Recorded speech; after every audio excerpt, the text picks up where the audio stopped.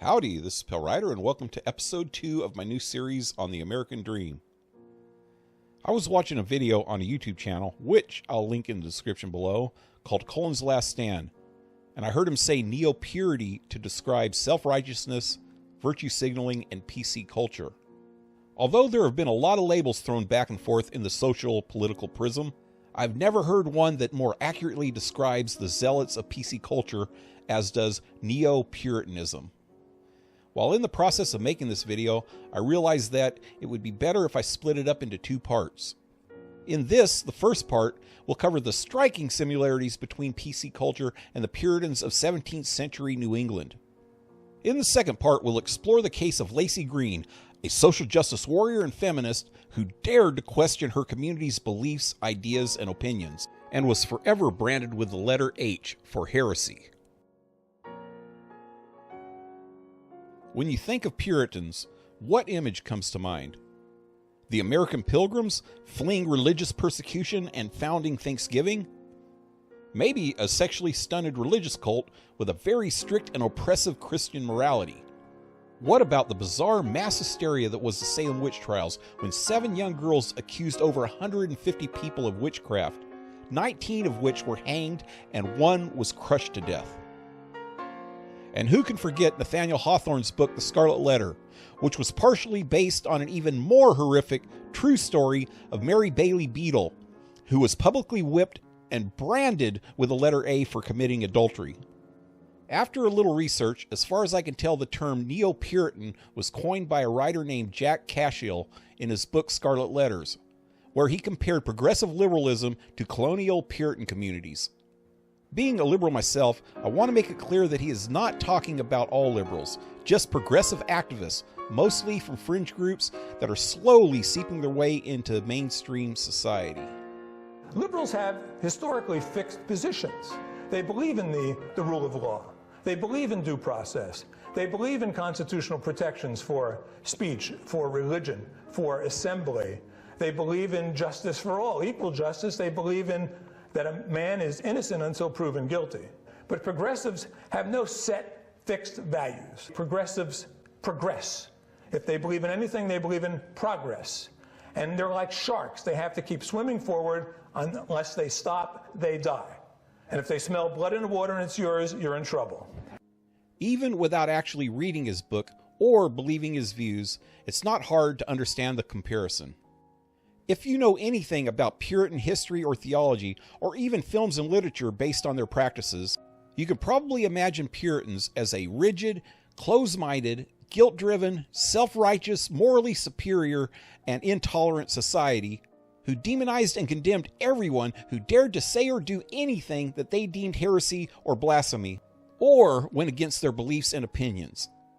Even wrong thinking was punishable by exile, public humiliation, physical violence, and in the case of the Salem witch trials, mass hysteria, not only to non-believers, but also to their own. Friends, family, and community members, no matter how high their social status, were not immune to this cruel and unusual persecution. Looking at all this, if you take out the religious element, we are now describing modern extreme progressives. There's open hatred against anyone who thinks differently, and a growing social intolerance disguised as diversity, inclusion, and equality. Self-proclaimed moral superiority. And so if you want to attack me for being overly emotional or for passionately, defending those who are defenseless, then go ahead, you can attack me all you want. But am I saying that I'm better than you? I guess I'm going a little further than you are. Yeah, I'm fucking better than you, okay? Much better than you.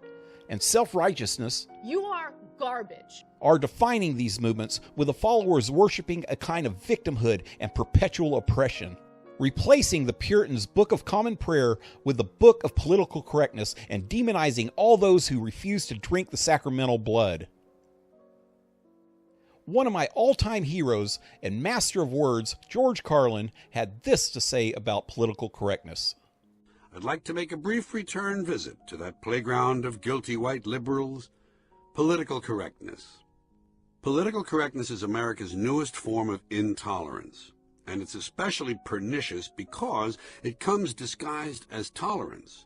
It presents itself as fairness, yet attempts to restrict and control people's language with strict codes and rigid rules. I'm not sure that's the way to fight discrimination. I'm not sure silencing people or forcing them to alter their speech is the best method for solving problems that go much deeper than speech.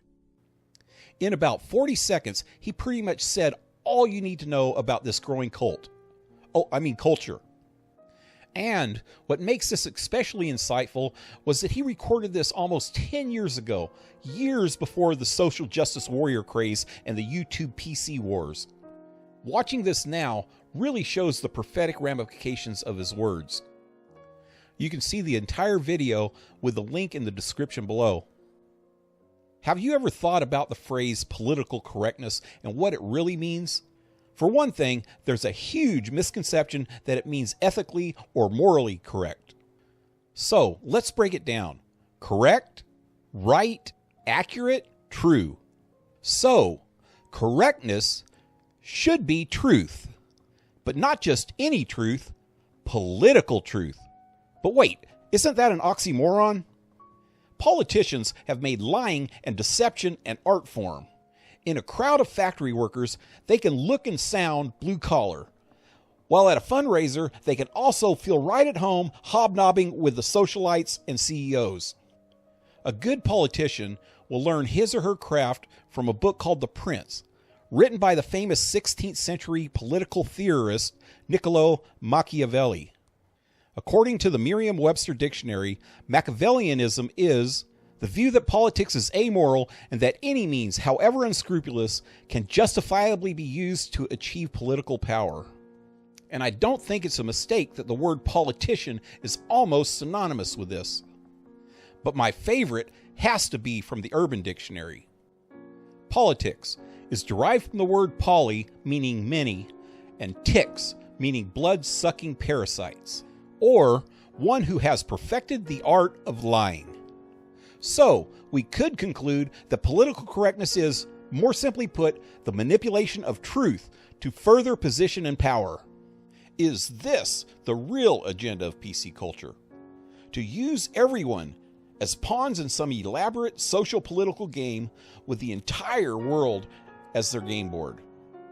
In the next part, we'll explore the curious case of Lacey Green, a well-known YouTuber, social justice warrior, and sex educator, who came out publicly wanting to have open dialogue and debate with people who don't necessarily agree with her views and opinions. Her insights into PC culture and the backlash she received shows a true comparison to the Puritans of old New England.